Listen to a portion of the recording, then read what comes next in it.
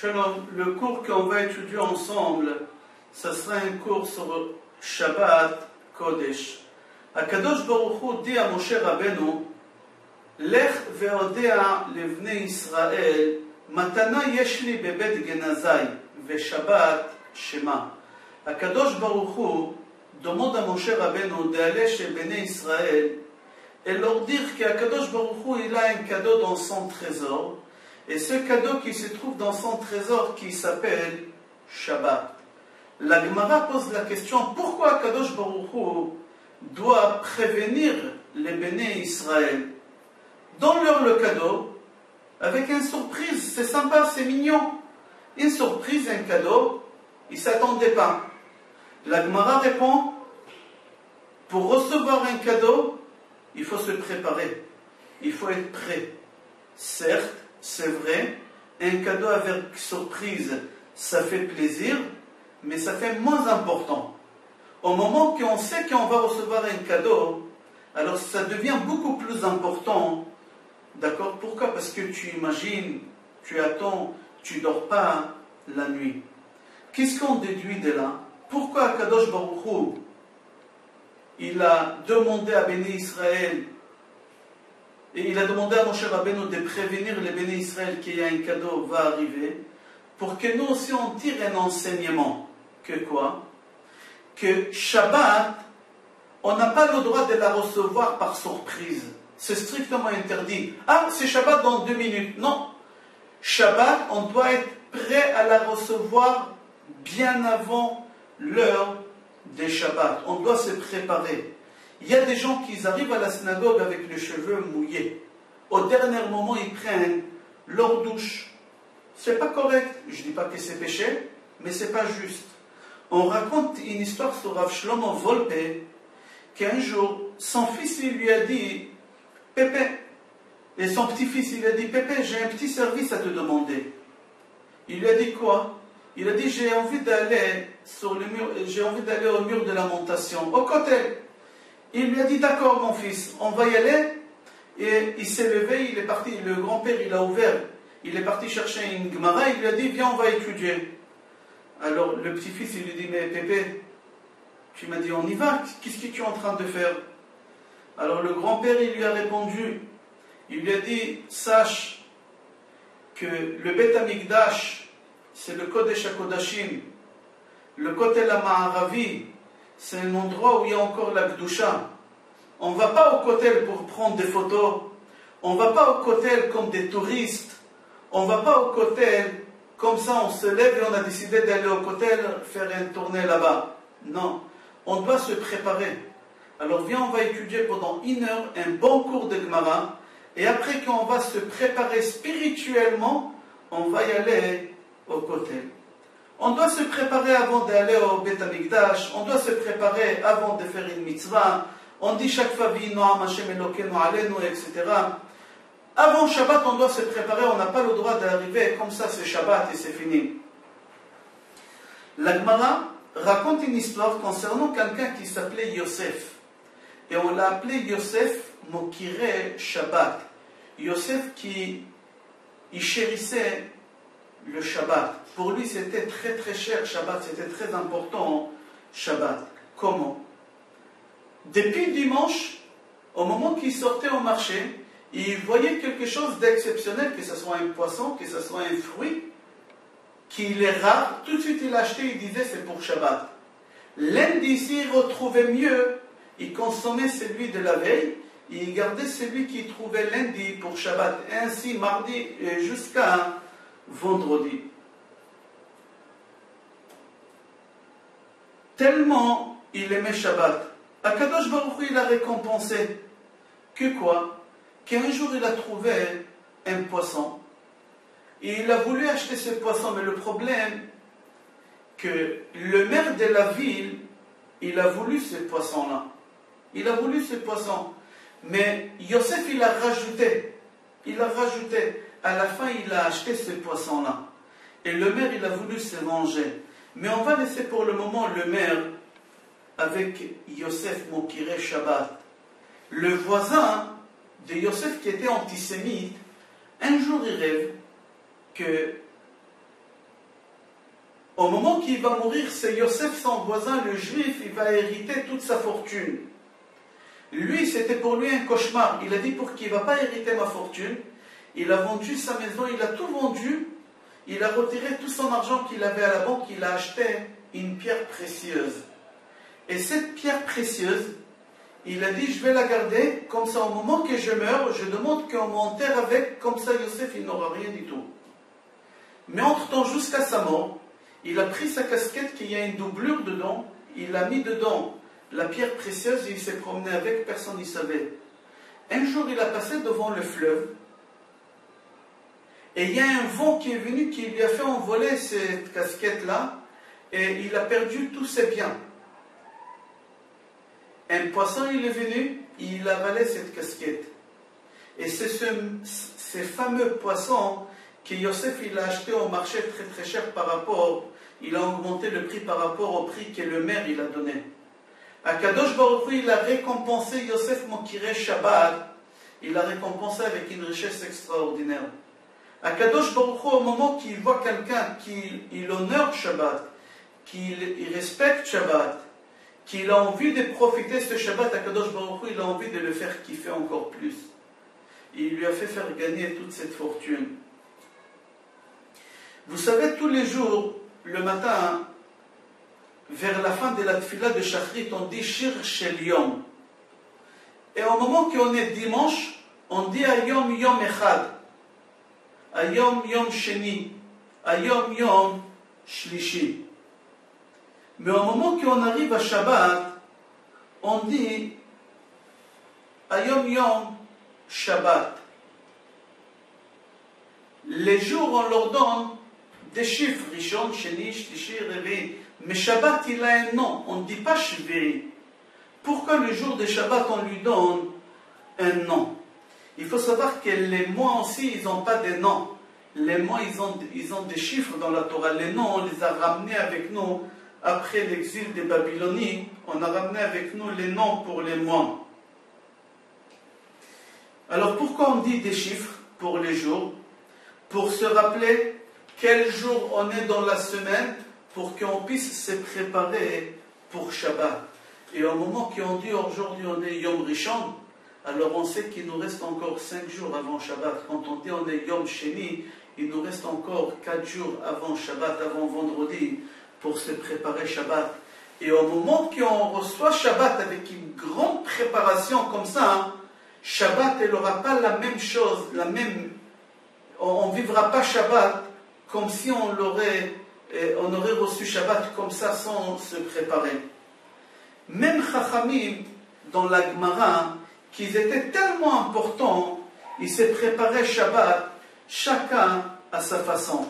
Là-bas, la Gemara raconte Rav Safra Charich Recha. Rav Safra, il prenait la tête de la vache, il la faisait brûler dans le feu pour brûler tous les poils qu'il y a pour pouvoir la faire cuire après. Rav Papa, il préparait les bougies de Shabbat. Rav Chizda, il coupait les oignons, parce que sa femme, elle ne supportait pas à couper les oignons, c'est lui qui coupait en lamelles les oignons. Rabbi Yosef, il coupait les bois pour que sa femme elle puisse faire les chalot de Shabbat. Et ces rabbins-là, ils étaient tellement importants que le plus petit parmi eux, il pouvait ressusciter les morts. Et personne parmi eux, il a dit, c'est pas à mon niveau de faire une chose pareille. Pour Shabbat, il n'y a pas de niveau. Il n'y a pas de niveau pour Shabbat. J'ai l'obligation d'honorer et respecter Shabbat. L'honneur et le respect des Shabbat, c'est plus important que mon honneur et mes respects à moi. Au moment qu'on leur a posé la question, comment ça se fait des gens aussi importants que vous faites des choses pareilles? Ils ont répondu, ils ont dit, si on aurait reçu chez nous quelqu'un d'important et ministre, est-ce qu'on n'aurait pas fait autant nous-mêmes? Est-ce qu'on n'aurait pas fait autant? Bien sûr qu'on aurait fait même peut-être plus. À plus forte raison, Shabbat à Malka, on a l'obligation de se préparer nous-mêmes pour accueillir Shabbat. On raconte une histoire qui est véridique, que dans une famille, ils ont reçu un jeune homme pour Shabbat. Et vers midi, la maman, la femme de cette maison, elle courait vers le balcon et elle rentrait à la cuisine. Elle courait, elle rentrait et elle pleurait. Cet invité, ce jeune homme de 12 ans qui est venu, il était invité par son ami de classe. Il a dit à cette femme, Madame, pourquoi vous pleurez? Qu'est-ce qui se passe? Et il lui a dit, bientôt Shabbat, il est midi et mon mari, il n'est pas rentré. Il lui a dit, Madame, on est au mois d'août, on est en été. Shabbat ici en Israël, elle rentre à 7h30. On a encore presque 6h30 avant que Shabbat rentre. Qu'est-ce que vous paniquez? Il a dit, tu ne vas pas comprendre, tu ne vas pas comprendre. Et elle a couru encore dans le balcon, elle est rentrée. Jusqu'à qu'il lui a dit, Madame, expliquez-moi qu'est-ce qui se passe. Et il lui a dit, je vais te raconter. Et il lui a dit, tu sais, quand je me suis marié avec mon mari, je ne pouvais pas avoir d'enfant. Le médecin, il m'a dit qu'à vie, je suis condamné, je ne peux pas avoir des enfants. J'ai fait le tour de tout Israël, tous les médecins, les spécialistes, j'ai voyagé même aux États-Unis, j'ai voyagé en Allemagne, j'ai fait le tour de quelques pays dans le monde, mais personne, il a pu me guérir. Quelqu'un m'a conseillé de voyager à Vienne. Là-bas, il y a un spécialiste. Et j'ai pris un billet d'avion avec mon mari, on est parti à Vienne. Et on a vu le médecin. Et le médecin là-bas, il nous a dit qu'il n'y a rien à faire, lui non plus, il ne peut rien faire. Il restait quelques jours avant de rentrer en Israël, on est resté à l'hôtel et on pleurait. Et au moment que mon mari partait à la synagogue pour faire Mincha et Arvit, il a rencontré là-bas quelqu'un qui lui a dit, dis-moi, est-ce que tu es parti voir à Chafetz Chaim? À Chafetz Chaim, à l'époque, il habitait à Vienne. Il lui a dit, est-ce que tu es parti voir à Chafetz Chaim? Il lui a dit non. Il lui a dit, viens, je te ramène à Chafetz Chaim avec ta femme. Il est parti chercher sa femme et tous les trois, ils ont rentré chez Chafetz Chaim. À Chafetz Chaim, il les a reçus. Il a écouté cette femme. Elle était en sanglant. Ça lui a fait de la peine à Chafetz Chaim. Et à Chafetz Chaim, il a dit à ces couples-là. La femme, elle raconte à ce jeune homme. À Chafetz Chaim, il lui a dit, si tu t'engages à recevoir Shabbat tôt, je te promets qu'à Kadosh Baruch Hu Be'ezrat Hashem, il va exaucer ma prière, il va t'envoyer la guérison Be'ezrat Hashem, et tu pourras avoir un enfant. Et il lui a dit, et à Kadosh Baruch Hu, c'est vrai, il a écouté la prière, et on est rentré en Israël, et on est parti voir encore des médecins, et les médecins, ils étaient étonnés. Notre spécialiste qui s'occupait de nous, il a dit, le problème que j'ai vu avant que vous êtes partis, il n'est plus sur la radio, je n'arrive pas à voir ce que j'ai vu, les trompes ils étaient bouchés, je ne vois pas ça maintenant.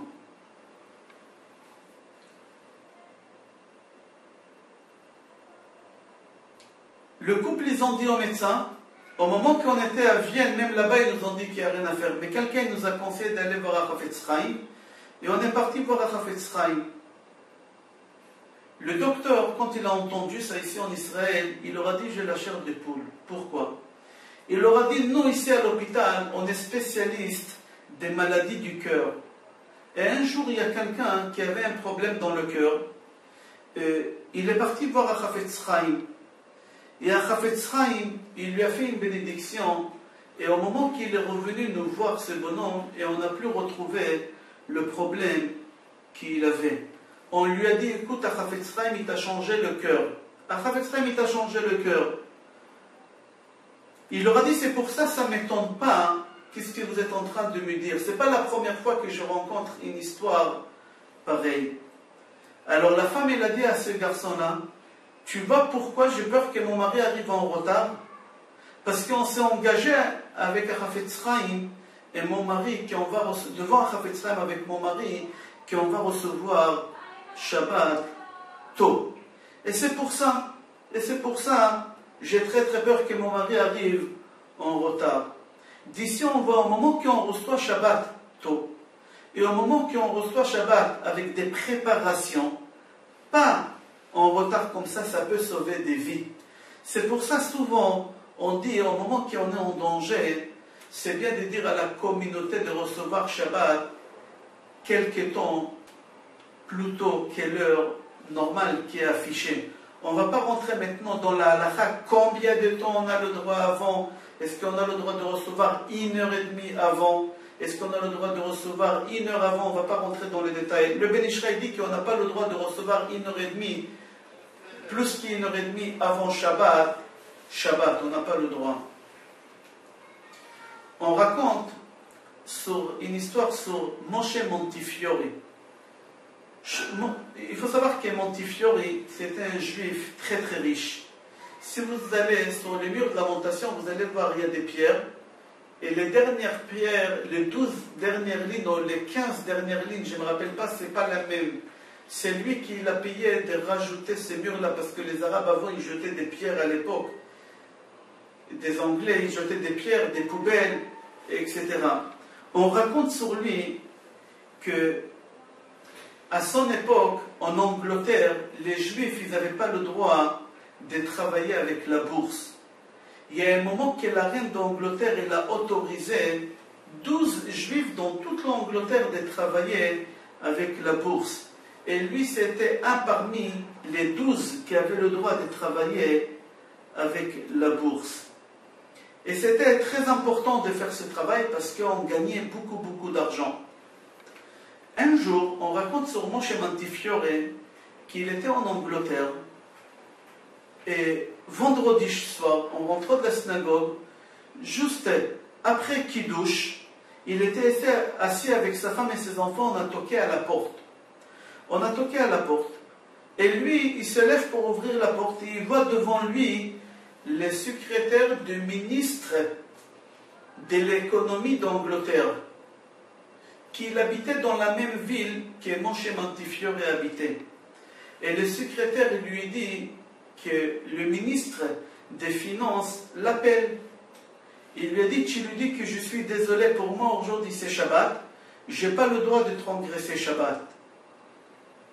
Il est parti et Moshe Montefiore il est retourné à table avec sa femme comme s'il ne s'est rien passé. Sa femme il lui a dit, écoute c'est important quand même, notre Parnassa il va te punir, il va se passer quelque chose. Tu pouvais quand même y aller à pied. Il a dit c'est Shabbat, je ne bouge pas de la maison. 1 heure après, il revient encore et il lui dit que le ministre, il a dit, si tu ne viens pas tout de suite, ils vont t'enlever l'autorisation de travailler avec les billets de la bourse. Il lui a dit, tu lui dis que c'est Dieu qui est dans la Parnassa. Et c'est lui qui la reprend, c'est personne d'autre qui peut reprendre la Parnassa. Il s'est passé cette histoire plusieurs fois, on raccourcit l'histoire. Dimanche matin, la première heure, Moshe Montefiore il a décidé d'aller voir le ministre de l'économie et il était sûr et certain qu'il ne va plus rentrer après chez lui à la maison. Il va le mettre en prison ou il va le tuer. Au moment qu'il rentre chez le ministre de l'économie, le ministre de l'économie il court vers lui avec les bras ouverts, il l'embrasse et il lui dit, grâce à toi tu as sauvé mon honneur, grâce à toi j'ai gagné 1 million de livres sterling. Et Moshe Montefiore, il ne comprenait pas ce qui se passe. Et il lui dit, je vais te raconter, vendredi soir, j'ai reçu ici des invités, des ministres, qui sont venus manger chez moi. Et tous les ministres, ils ont dit que les Juifs, il y a une seule chose qui leur intéresse, c'est l'argent. C'est plus important que leur religion ou leur Dieu. Et moi, je leur ai dit, c'est faux. Je leur ai dit que dans ma ville, il y a un certain Moshe, qui lui, il a le droit de travailler à la bourse, que pour rien au monde, il va transgresser le jour de Shabbat. Et on a parié 1 million de livres sterling, que moi j'ai raison, et si eux ils avaient raison, tu serais venu ici, j'aurais perdu les 1 million de livres sterling. Et grâce à ça que tu n'es pas venu, tu m'as fait gagner mes honneurs, et aussi tu m'as fait gagner les 1 million de livres sterling. On dit que à Shabbat, Himekor Aberacha, la source de la bénédiction, que ce soit la bénédiction de la Parnassa, que ce soit la bénédiction de la santé, que ce soit la bénédiction de la santé, la source elle vient d'où? Elle vient de Shabbat. Quel rapport il y a avec Shabbat et la Parnassa? Deuxième question, est-ce que Shabbat c'est vraiment d'actualité de nos jours, en 2013, est-ce que c'est d'actualité? Shabbat. On se trouve dans un monde que c'est possible que ce n'est pas la même chose. Parce qu'il y a beaucoup de choses qu'on n'avait pas le droit de faire dans la Torah, qu'aujourd'hui on peut les faire. Pour la simple raison, à l'époque on n'avait pas le droit d'allumer le feu. C'est prenant 2 pierres, c'était très très dur, c'était fatigant pour allumer le feu. Mais aujourd'hui en prenant un briquet ou une allumette, en allumant la lumière, c'est possible que c'est pas d'actualité Shabbat. Ok, on va développer tout ça, on va voir. Pourquoi Kadosh Baruch Hu, il nous a ordonné d'observer le Shabbat? C'est marqué Veshameru Bnei Israël et Shabbat, etc. Berit Olam, etc. Ou Bayom HaShevi'i Shabbat Vayinafash. Kadosh Baruch Hu nous a demandé d'observer le Shabbat pour qu'on ressemble à Kadosh Baruch Hu. Kadosh Baruch Hu, il a créé le monde pendant 6 jours, il a travaillé pendant 6 jours, et il s'est reposé le jour de Shabbat. Alors, c'est ça l'alliance qui est entre nous et Kadosh Baruch Hu. Au moment que nous on fait Shabbat, on témoigne qu'Kadosh Baruch Hu, c'est lui qui a créé le monde et qui s'est reposé Shabbat. Il faut savoir qu'en hébreu, il n'y a pas 2 mots qui se ressemblent. En français, je crois que ça s'appelle synonyme. En hébreu, il n'y a pas. Mais en hébreu, il y a 2 mots que j'aurais voulu comprendre. C'est quoi melacha et avoda? C'est quoi melacha et avoda? C'est exactement la même chose. Mais dans la Torah, c'est marqué qu'on n'a pas le droit de faire avoda. Pardon, pas avoda, melacha. Mais avoda, c'est pas marqué qu'on n'a pas le droit de faire. Alors peut-être on aura le droit de faire certaines choses. Alors on dit oui, bien sûr. C'est pas marqué dans la Torah qu'on n'a pas le droit de travailler. Mais on n'a pas le droit de faire des melacha. Quelle différence il y a entre avoda et melacha? Il faut prendre la racine. Avoda, la racine c'est eved. Melacha, c'est melech. On a le droit de faire un travail avoda d'un esclave. Je donne un exemple. Demain, j'ai fait Sheva Brachot à mon fils ou à ma fille Be'ezrat Hashem, et ça tombe Shabbat, Sheva Brachot. J'ai le droit de recevoir 50 personnes, de dresser la table, les chaises, après de nettoyer pour l'autre repas, etc. Ça, j'ai le droit de faire. Mais je n'ai pas le droit de faire des melacha. C'est quoi melacha? Melacha, c'est melech. Il y a un travail que le roi fait, et il y a un travail que le roi ne fait pas. Avoda, le roi ne fait pas. Il y a du travail que j'ai le droit de faire et il y a du travail que je n'ai pas le droit de le faire. Alors on a dit qu'à Avoda Shabbat, on a le droit de le faire, ce n'est pas interdit, même si tu te fatigues. Comme j'ai donné l'exemple, on a plein des invités, j'ai le droit de recevoir les invités, ce n'est pas interdit. Mais Melacha, que le travail, la racine, c'est Melech qui est vraiment petit, je n'ai pas le droit de le faire. Par exemple, si par exemple il y a une mouche qui tourne, je prends un verre et je renferme la mouche sous ce verre-là. Je n'ai pas le droit. Qu'est-ce que j'ai fait? C'est rien du tout. Je n'ai pas le droit de le faire ça.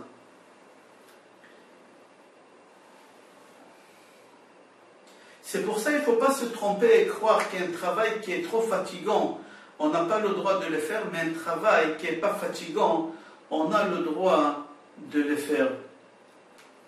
Comme c'est marqué dans la Torah, Ve'asita kol melachtecha, sheshet yamim te'aseh melachtecha.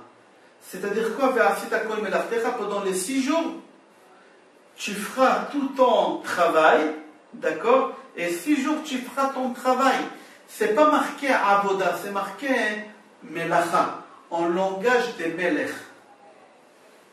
On dit Kihi Mekor Aberacha, que Shabbat c'est la source de la bénédiction. Pourquoi on dit que Shabbat c'est la source de la bénédiction? C'est-à-dire, si tu veux gagner beaucoup d'argent, il faut que tu observes Shabbat. Si tu n'observes pas Shabbat, ta parnassa, elle va partir. Deuxième question, pourquoi au moment qu'on fait Kiddush, on doit envelopper les chalotes et d'en bas, on doit les mettre sur une planche ou sur une assiette ou sur une serviette, pas directement sur la table. Et encore sur ça, une deuxième. Il y a deux raisons. La première raison, et après ça va rejoindre la parnassa.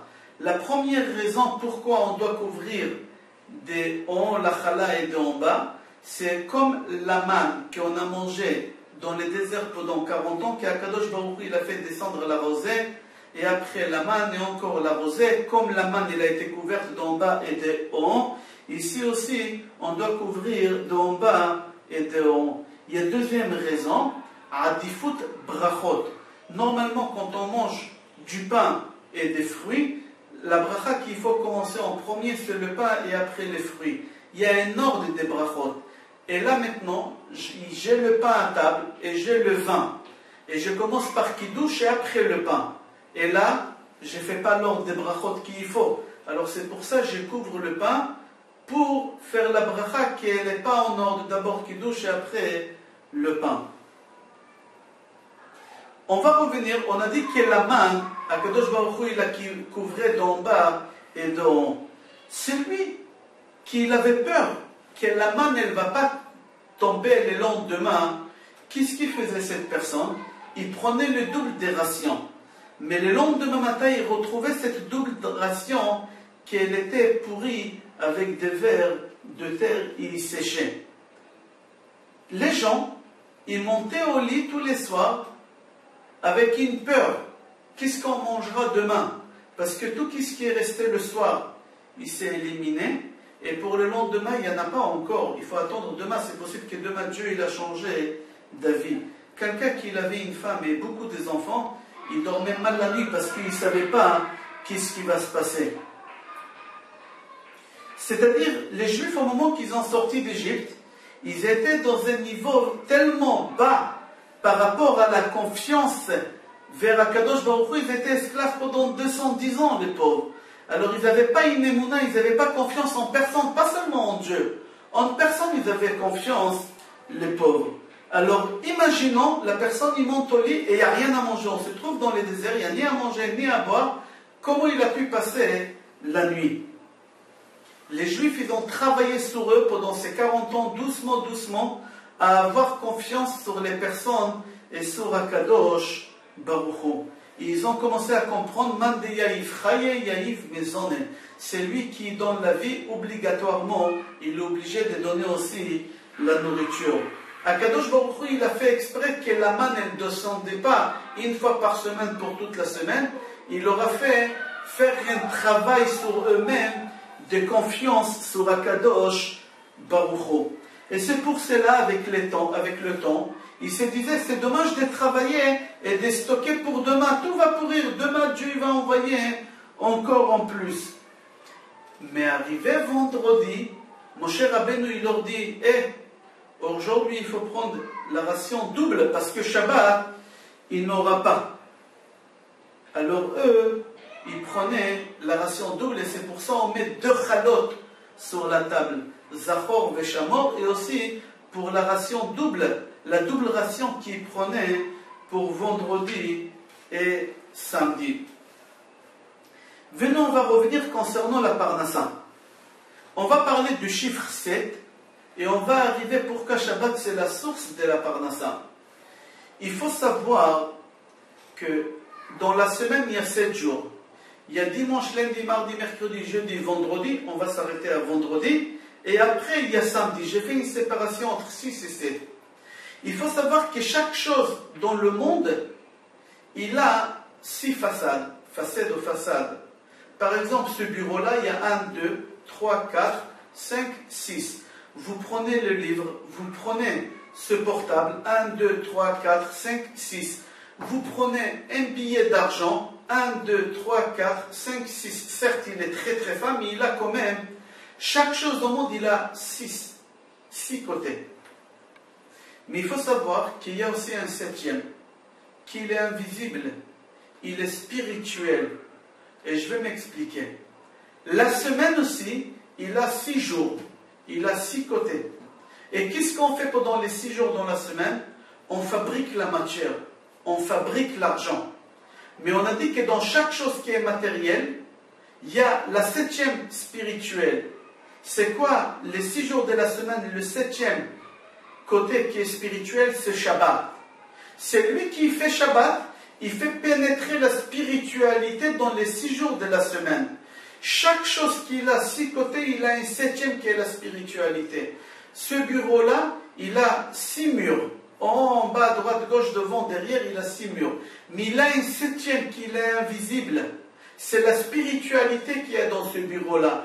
Dans une maison, si on parle de Torah, il y a un 7e mur qu'on ne le voit pas, c'est la spiritualité. Si Chas Veshalom on dit des choses qu'il ne faut pas, il y a un 7e mur qui c'est l'impureté. Dans le portable aussi, on a dit il y a 6 côtés. Si on parle avec lui des Torah et des mitzvot, il y a une 7e chose qui c'est la spiritualité. La semaine, il y a 6 jours, le 7e c'est Shabbat, c'est la spiritualité.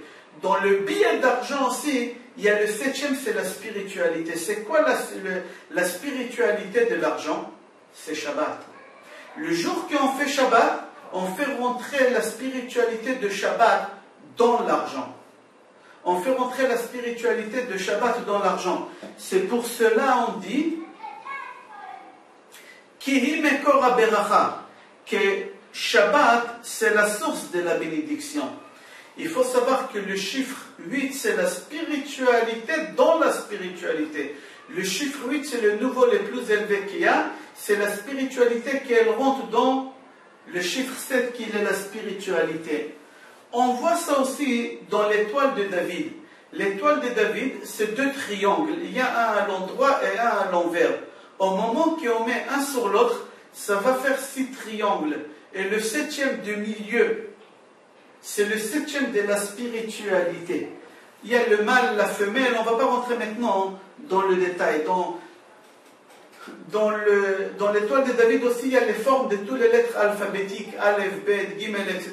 Ce n'est pas le moment de parler de ça.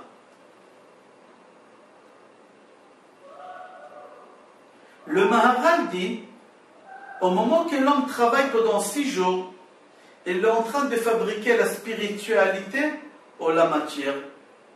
Le Maharal répond, il est en train de fabriquer la matière. Quoi? C'est l'argent. Et au moment que tu fais Shabbat, tu fais rentrer la spiritualité. Au moment que tu fais rentrer Shabbat, tu fais rentrer la spiritualité, que ce Shabbat dans la matière, que c'est l'argent que tu as fabriqué pendant les 6 jours. C'est pour cela on dit Kihi Mekor HaBeracha. C'est quoi la bénédiction qu'il y a dans l'argent? On dit Kihi Mekor HaBeracha, c'est la source de la bénédiction, que dans Shabbat il y a la bénédiction, que c'est l'argent. Il faut savoir qu'il y a des gens qui ont une fiche de paye de 3 000, 4 000, 5 000 euros par mois et qu'ils n'arrivent pas à boucler le mois. Arrivé le 15, le 16, le 17, déjà la ceinture elle est serrée, ils n'arrivent pas à finir le mois. Il y a des gens qui travaillent et qui gagnent beaucoup moins et ils arrivent à finir le mois. Le premier, il gagne 4 000, 5 000 euros, il a des factures qui tombent de tous les côtés. Il n'arrive pas à boucler le mois, il rajoute des heures supplémentaires, etc. Et il ne comprend pas. Il y a quelqu'un d'autre qui gagne 2 000 euros par mois, il arrive à boucler le mois et peut-être aussi laisser un peu d'argent de côté, 50 euros, 100 euros de côté. Il faut savoir que la différence entre celui qui gagne 5 000 euros et celui qui gagne 2 000 euros, la différence est que l'autre il fait Shabbat et l'autre il ne fait pas Shabbat. Celui qui ne fait pas Shabbat et qui gagne 5 000 euros, cette personne ne fait pas rentrer la bracha dans son argent, alors l'argent il s'évapore, il s'en va, il s'envole, des factures de tous les côtés, etc. Alors il n'y a pas la bracha, ça part. Mais celui-là qui gagne 2 000 euros, il fait Shabbat, alors il fait pénétrer la bracha, la source de la bracha que ce Shabbat il a fait pénétrer dans son argent. Alors son argent, il arrive à faire beaucoup de choses avec. La bracha, la racine de la bracha, c'est Bet Chaf Resh. Bet Chaf Resh, tout d'abord la bracha, ça veut dire quoi? C'est le double. La bénédiction, c'est le double. Bechor, Bet Chaf Resh, ça veut dire aussi Bechor. La racine de la bracha, c'est le premier-né. Le premier-né, il prend toujours aussi un double de part. Et si vous prenez aussi les lettres de Bet, Chaf et Resh, les lettres qui viennent avant, c'est le double de ces lettres-là. On va faire ça ensemble. Bet, Chaf, Resh.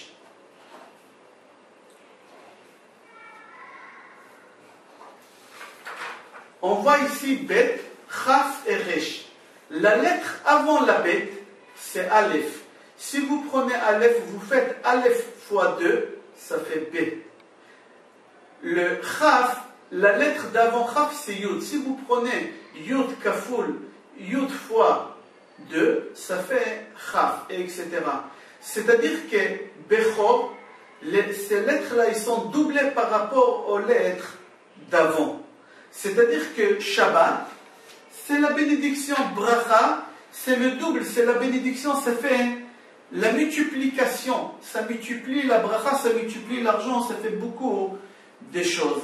C'est-à-dire c'est lui qui l'honneur Shabbat, c'est lui qui respecte Shabbat. Pas seulement qu'il a un plaisir extraordinaire de kiffer Shabbat, mis à part ça, il a encore plein de bénédictions qui lui tombent dessus. D'accord? Les gens, ils font beaucoup de bêtises pour avoir la bénédiction de la Parnassa.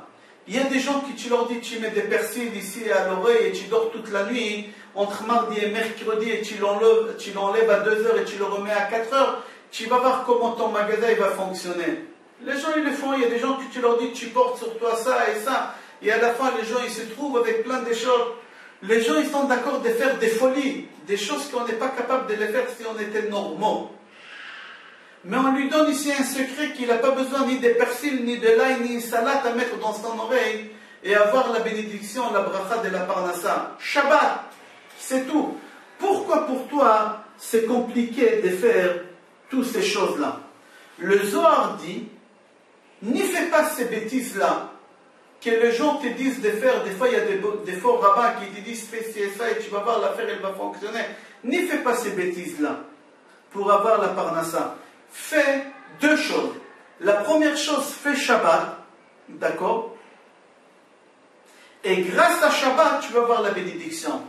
Et deuxième chose que tu fais, c'est la 10e sphira qui est le féminin, c'est le Keva féminin, d'accord? C'est Malchut, d'accord? Au moment que tu reçois sur toi la Malchut, alors la bracha, elle va venir de là-bas. C'est-à-dire que la Malchut, que ça représente le féminin, la femme, que c'est ta femme, si tu honores ta femme, alors ta Parnassa, elle sera avec abondance. Comme ça le Zohar dit.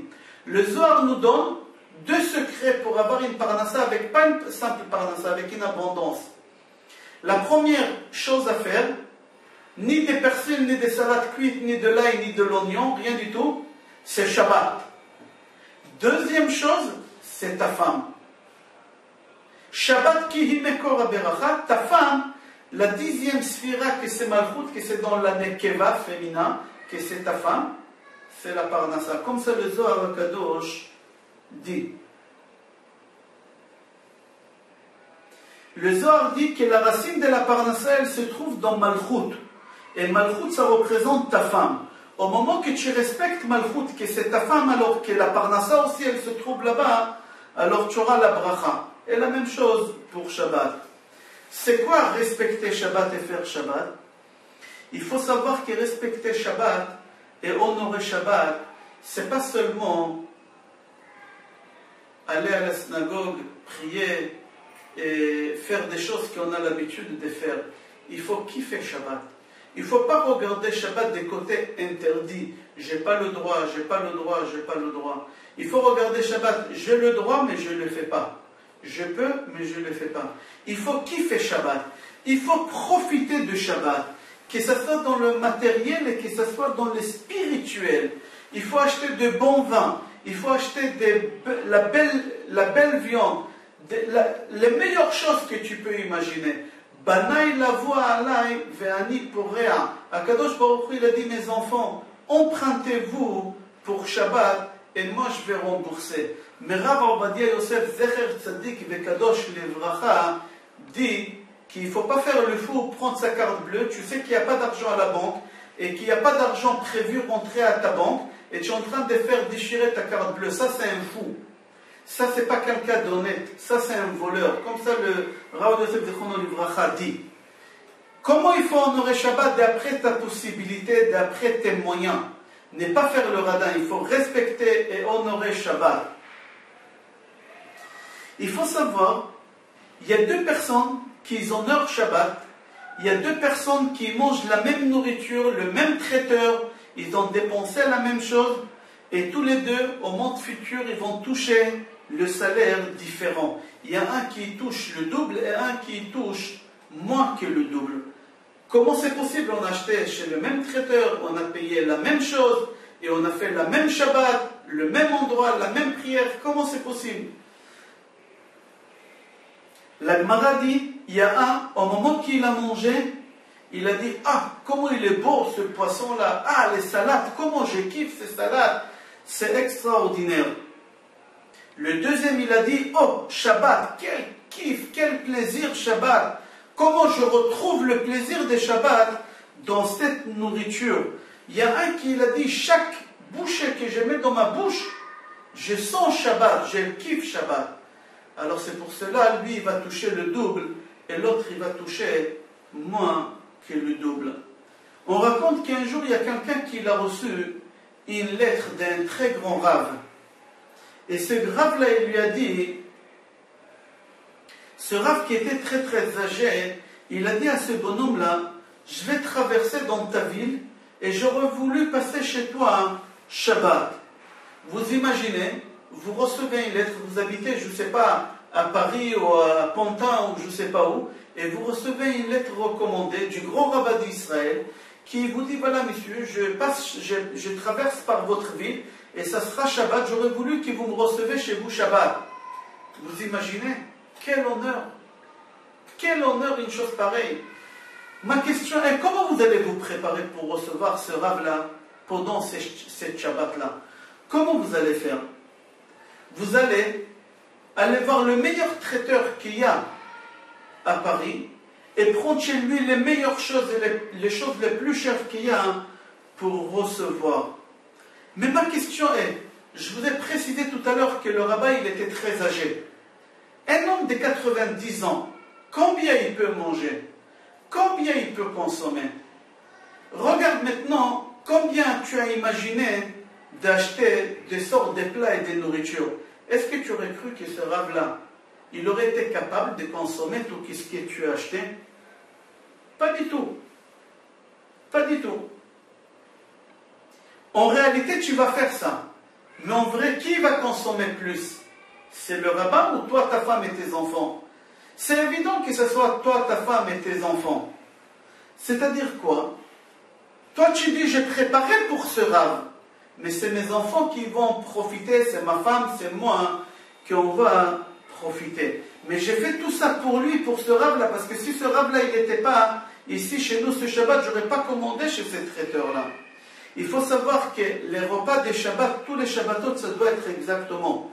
Il faut dire, j'ai acheté chez ces traiteurs, j'ai préparé tous ces bons plats pour Shabbat. Certes, c'est vrai, moi je vais profiter, ma femme, mes enfants, mais ce n'était pas pour nous, nous c'est secondaire. Mais c'était pour Shabbat que j'ai fait tout ça. Et là, tu vas gagner beaucoup plus. Le Ben Ishraï dit que le temps Shabbat, le temps de Shabbat et le temps de la semaine ne circulent pas exactement la même chose. Le Ben Ishraï dit, c'est rapporté aussi dans le Zohar, que chaque minute Shabbat est là l'équivalent des 1000 minutes dans la semaine. C'est-à-dire au moment que tu étudies dans la semaine 1 heure, alors ça sera considéré comme 60 minutes de temps de Torah que tu as investi, que tu as fait. Mais Shabbat, si tu vas participer à 1 heure de cours de Shabbat, chaque minute elle sera multipliée par 1000. Ça ne sera pas 60, ça sera 600 000. Akadosh Baruch Hu, il a béni Shabbat et il a sanctifié Shabbat. Il a béni Shabbat avec une bénédiction qu'on ne peut pas la retrouver dans les jours de la semaine. Alors il faut savoir que les études de la semaine, ce n'est pas la même chose que les études de Shabbat. La nourriture de Shabbat, ce n'est pas la même nourriture de la semaine. Les goûts, ce n'est pas la même chose. Quand tu dors Shabbat après-midi, ce n'est pas le même sommeil que dans la semaine, l'après-midi. Shabbat, c'est différent des jours de la semaine. On va faire un résumé. On a dit Kihi Mekor HaBeracha, Shabbat, c'est la source de la bénédiction.